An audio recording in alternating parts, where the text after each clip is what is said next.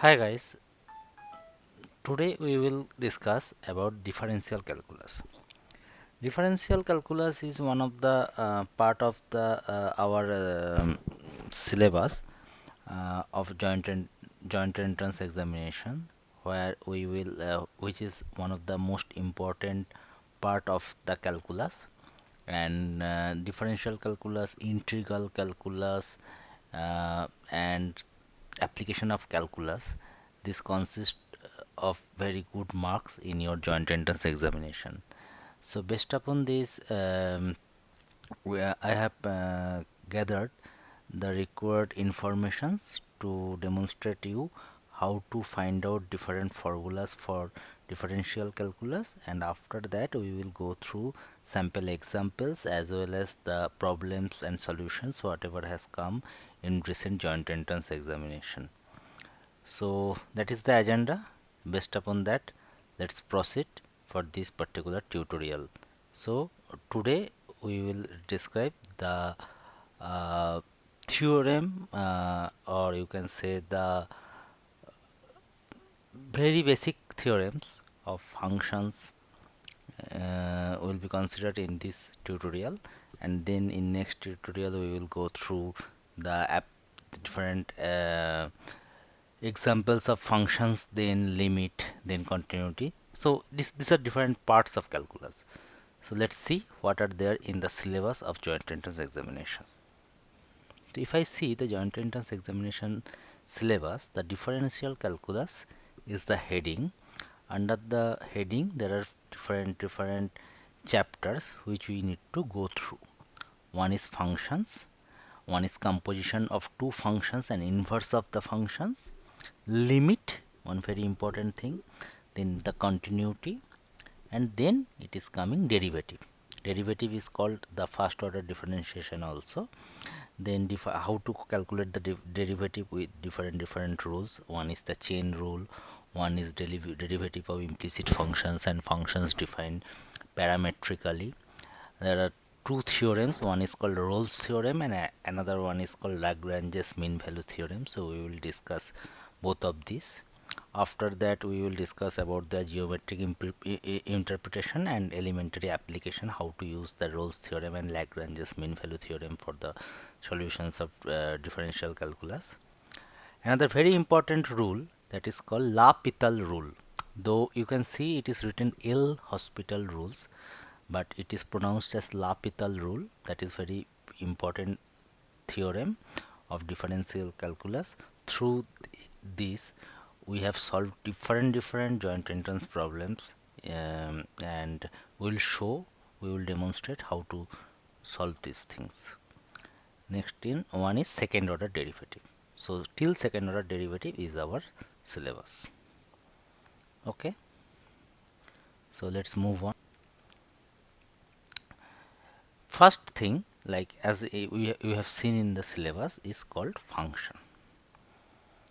So within functions we will describe what is a function, then we will go through different types of functions, then we will go through domain, range and codomain. These are three different concept of a function. Next one is inverse of a function, that is also another concept, and compositions of two functions, this is also called functions of a function. So these are the things which we will describe in the next session, in this next slides basically. So first let us consider what is a function. These are all new things because you have not gone through these types of things in your earlier studies. Like we have gone through algebra, trigonometry, mensuration, so different things, but here some different types of concept will be taught. So first one is functions. A function relates an input to an output. It is like probably all of you have seen Three Idiots, right? So in Three Idiots you have seen one example was taught, like Rancho was asked what is a machine. So Rancho has mentioned that a machine which reduces human if human work, so that is called a machine. Here in the same way we will describe it is a machine that has an input as an and an output. So machine is something where some input we will put and we will get some output. So if you see, in the left hand side is the input, um, and in the middle it is a machine. So in the machine we are putting some input and we are getting some output. So in this similar analogy we will describe what is a function. So function is this machine part, like whatever is there in the machine part, so that is called and function. So function is defined the notation of function is fx. F, then in the bracket, first bracket we used to put x. So it is the classic way of writing a function. In a function there are three main parts. One is called the input, second thing is called the relationship, and the last thing is called the output. So we'll describe all these three. So first part is called the input, second part is called the relationship, and the third part is called the output. Let's say I am just going through one example, very simple example, that is multiply by 2 is a very simple function. What is multiply by 2? Let's say there is a table. So I am having my input as 0, 2 and 6, and the relationship is multiply by 2. Multiply by 2 means into 2. So 0 into 2, that means the output becomes 0. Some things multiplied with 2 is some things multiplied with 0 is obviously 0. Next one is 2. 2 is the input, that is multiplied with 2, that becomes 4. 2 into 2, 4. Next one is 6. 6 when multiplied by 2 is becoming 12. So this is the, if multiply by 2 is a function, then the input is 0, 2 and 6, and corresponding outputs are 0, 4 and 12. This is the example of a function. Similar,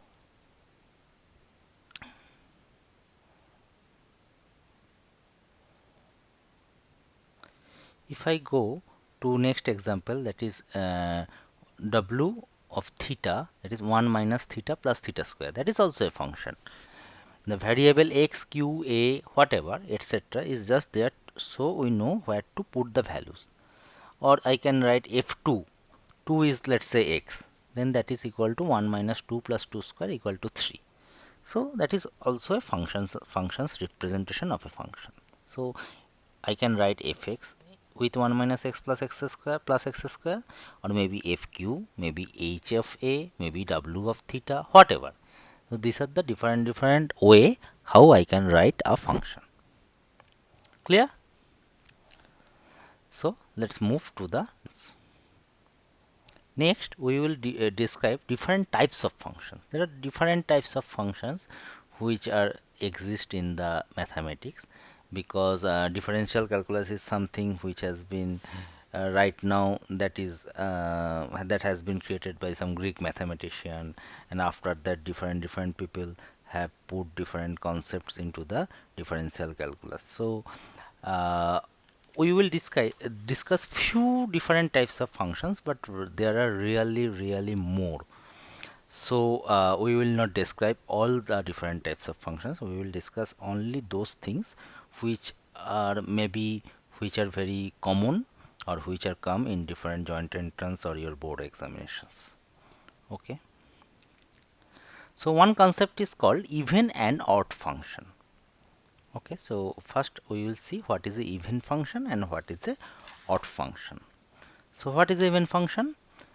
It is called a function fx is said to be an even function if f of minus x equal to fx. So whatever value I will put in the x, if a function of minus of that particular value becomes function of plus of that particular value, that becomes a even function. So let's say if I take an example, 2x square plus 5, fx equal to 2x square plus 5. Then f of minus x, if I put, that will also 2 of minus x whole square plus 5, that is also 2x square plus 5. So basically fx and minus fx, f of minus x, both are same.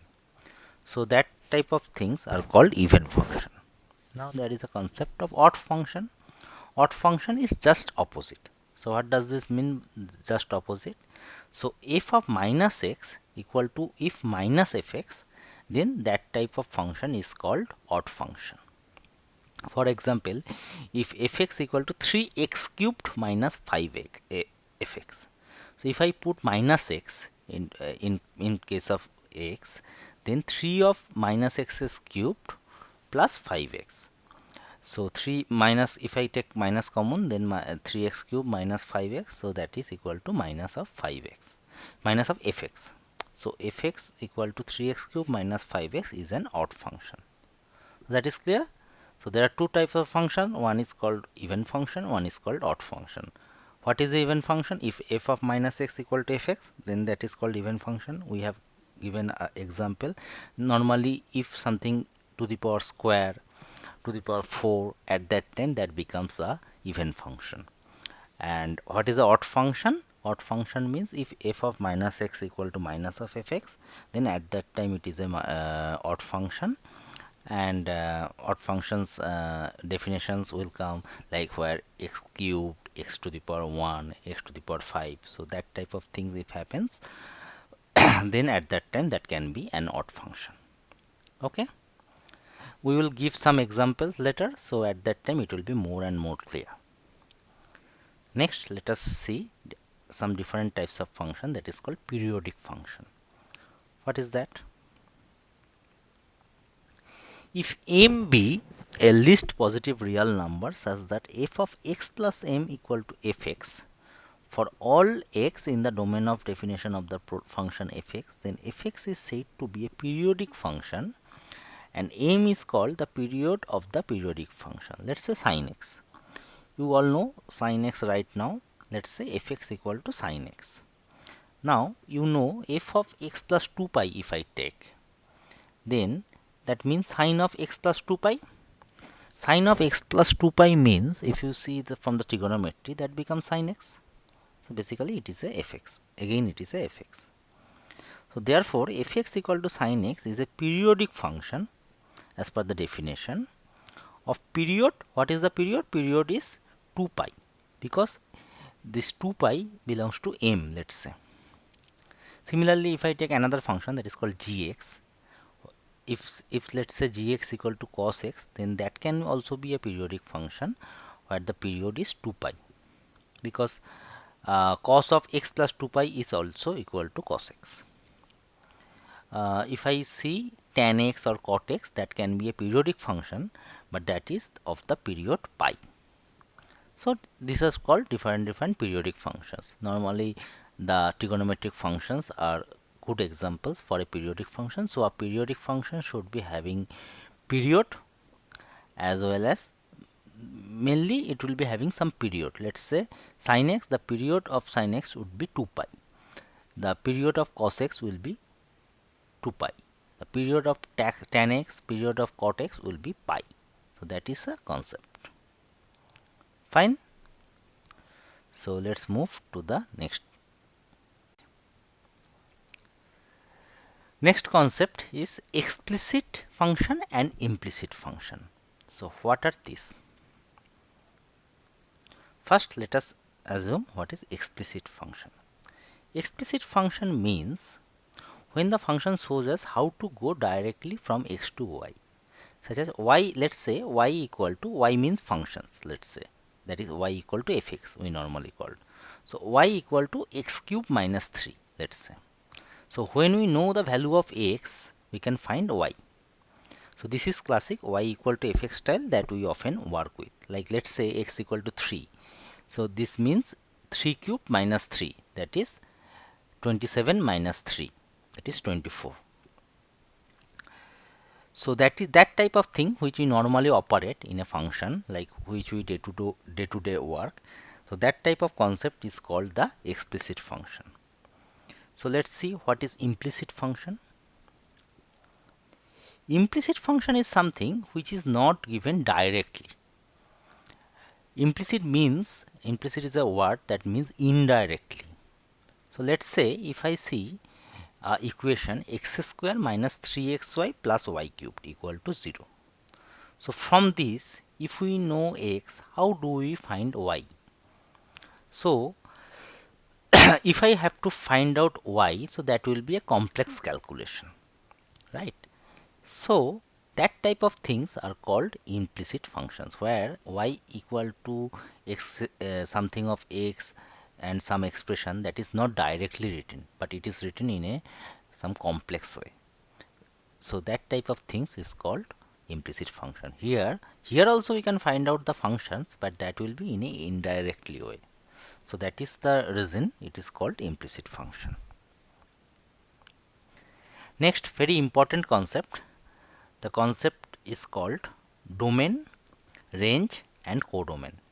In your joint entrance, IIT, in your board exam, in all the exams, they will give you some examples, and from there you have to find out what are domain, what are range, what are codomain, and as well as they will give you some true false kinds of statement, like let's say if this is a function, what these are the domain, whether that is right or wrong, what is the difference between the range and codomain. So that type of concept will also come. So this is very important from the exam perspective: domain, range and codomain. Let's say there is a function.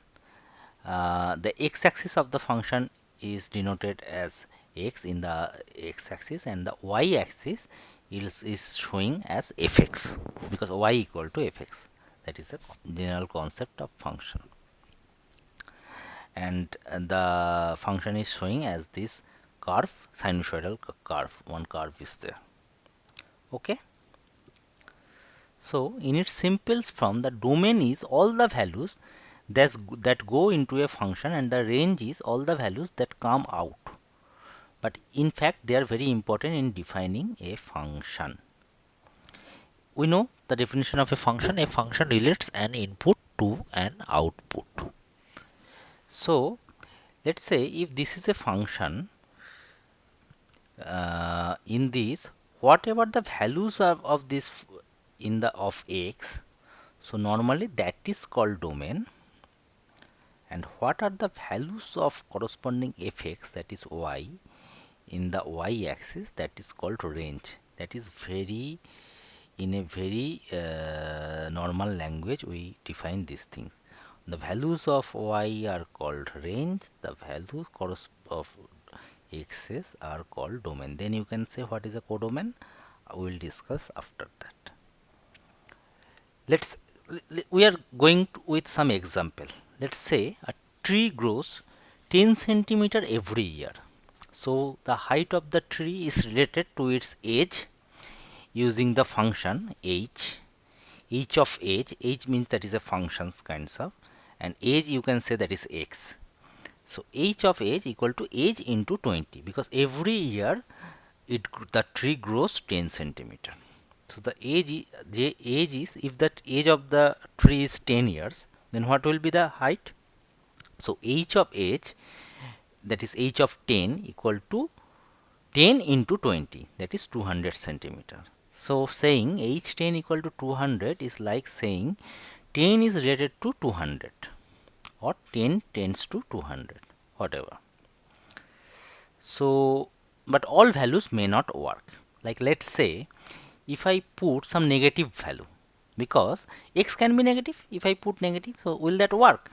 That will not work, because the tree cannot reduce every year, right? As per the definition, the tree is growing 10 centimeter every year. So the function may not work if we give the wrong values, such as a negative age, and knowing the values that can come out can also help. So if so, we need to say all the values that can go into and come out of a function. So we have to consider all the values which can be possible values and which can give a possible output. So the possible values of x are lying within the domain, the possible values of fx that will come within the range. So let's see some examples using sets, and then we will understand what is the difference between range and codomain. That is also very important concept. Fine.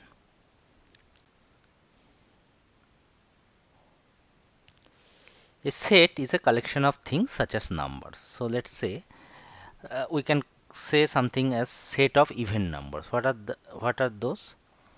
Like let's say 0, 2, 4, again minus 2, minus 4. So these are called even number. The numbers which are divisible by 2. That is called even number. Next one is set of odd numbers. So the minus 1, minus 1, 3, minus 3, these are called odd number. Set of prime numbers. So prime numbers are 2, 3, 5, 7, 11, 13, 17, 19. So these are the different prime numbers. So next let's say another set we can consider positive multiples of 3 that is less than 10. So what are those? 3, 6 and 9. So they are multiples of 3 but less than 10. So here are some examples of the set.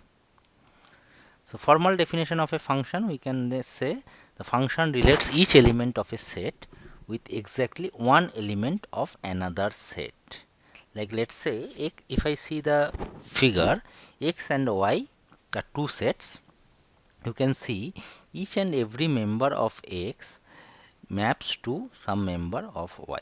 You can see one-to-one mapping is there, or maybe one to many mapping is also there. Like let's say many to one mapping is also there. Here you can see two blue point is there, that is pointing to one single point in y.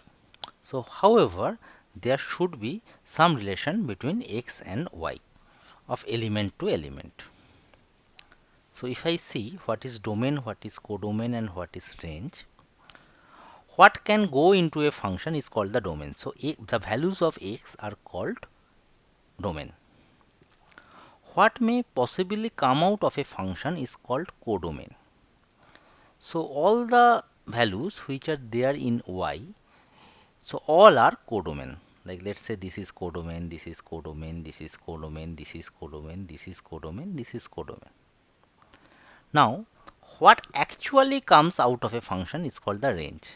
That means if you see this dot and this dot are not directly connected to any of the member of x, but there is a possibility. Possibility is a different thing, but if that is not connected, then that is called range. So exact outputs are called range, but whatever the possibility, that is called codomain. So codomain is bigger and range is smaller. So let's say here if I ask you what is the range. Range means this one, this one, this one and this one. These four are range because these are having direct mapping with x. But what are the possibilities? The possibilities are 6. 1, 2, 3, 4, 5 and 6. So this is called your codomain. So range is a subset of codomain. If I say, that is not wrong. Example, we can define a function fx equal to 2x with a domain and codomain of integers. But by thinking about it, we can see that the range actual output value is just the even integer. That's fine, because if I put x equal to 1, that becomes 2. If I put x becomes 2, that becomes 2 into 2, 4. If I put x becomes 3, then 3 into 2, that is 6. So all are even integer. So the codomain is integer, but the range is even integers. So this is the concept. Okay. The range is even integer, but the codomain is any integer. So codomain, so I can say range is a subset of codomain. I hope that is clear. Again, we are giving one more example to give you more idea, and it should be crisp and clear, because this concept is very important. It will help you till your further studies. Like whenever you will go to engineering or some further studies of mathematics, it will be real helpful for you. The set A is called the domain. Let's say there is a function x and fx equal to 2x plus 1. Okay. So the value of whatever is showing in the A, that are part of domain. So 1, 2, 3 and 4 are domain. Okay. The set B is called the codomain. Here B is there. In B it is written 1, 2, 3, 4, 5, 6, 7, 8, 9, 10. We are writing from 1 to 10, all the integer value. The set of elements that get pointed to in B, the actual values produced by the function, are the range. Range is also called the image. So domain is 1, 2, 3, 4. Codomain is 1, 2, 3, 4, 5, 6, 7, 8, 9, 10. And the range is exactly whatever if I put domain in the function, whatever output will come, that is my range. So x equal to 2x plus 1, let's say y equal to, that is function equal to 2x plus 1. If I put x as 1, then 2 into 1 plus 1. So it means 2 into 1 plus 1, that means 3. So 3 is one range. If I put x equal to 2, then 2 into 2, that is 4 plus 1, that is 5. 5 is another range. In this way, 7 is one range and 9 is one range. So 3, 5, 7, 9, you can see these are the part of the codomain. In the codomain is 1 to 10, whereas the range is 3, 5, 7, 9. So I think now everything is clear. Domain means all the values of x. Codomain means anything which is which is a integer, or maybe which is related to the function. And range is exact the value of if I put the domain value in the function, whatever value we will get in the output, so that is called the range. So if I see what is the difference between codomain versus range, the codomain and range are both on the output side but are subtly different. The codomain is set of values that could possibly come out, and the codomain is actually part of the definition of the function, and the range is set of values that actually come out. So range is actually come out, and codomain is which may possibly come out. So this is the difference.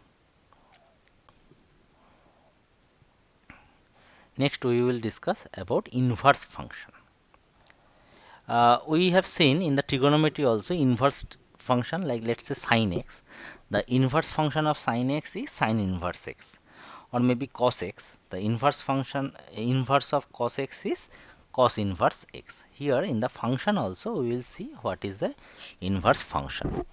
If the function y equal to fx is continuous and strictly monotonic increasing, that is it is increasing, or maybe it is decreasing in the interval x lying between a and b, then the values of y will form an interval. Say y belongs to within a, capital A and capital B, on which x can be represented as a function of y, that is the function x equal to phi y exist, and it is continuous and strictly monotonic increasing in the interval a to b. Here the function y equal to fx and x equal to phi y are said to be inverse function of each other. If the inverse function of the function y equal to fx exists, it is also often denoted by x equal to f inverse y. So that is something like sin x, then 1 by sin inverse x, something like that. So in the similar way this has been defined. Example, let's say if I see one example, then it will be clear. Y equal to 3x minus 4 is continuous and strictly monotonic increasing in the range minus infinity to plus infinity. The set of value of y lies in minus infinity to plus infinity. Therefore, the inverse of the function y equal to 3x minus 4 exists. And what it is? X equal to y plus 4 divided by 3, where x is lying within minus infinity to plus infinity. So if the function is continuous, strictly monotonic increasing, so there is a possibility that the values of y also lies in the same interval. So at that time it is called the inverse of the function maybe exist. if I take another example, the function y equal to fx equal to sin x is continuous and strictly monotonic, increasing in minus pi by 2 to plus pi by 2 range. Clearly the set of value of y then lies in the minus 1 to plus 1 this range. So therefore the inverse of y equal to sin a exists, and it is given by x equal to sin inverse y, where y is lying between minus 1 to plus 1. Now another important concept, that is called composition of two functions. What is that? So I am just going through an example. It is also called functions of a function. It's very easy. There is nothing complex into it. Let's say if I consider fx equal to e to the power ax square plus bx plus c. I can simply put ax square plus bx plus c with a shorter form, that is, let's say u.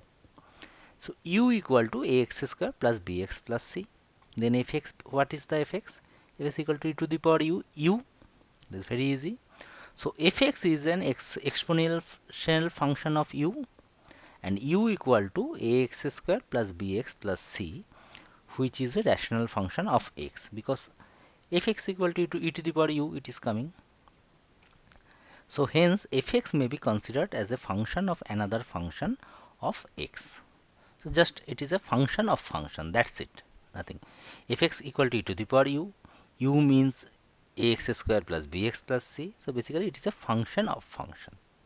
When we will go through the problem, it will be very easy. Let's say let's go to the problem number 2, that is phi x equal to log of x plus root over x square plus y square. So let's say if I just consider v equal to x plus root over x square plus y square.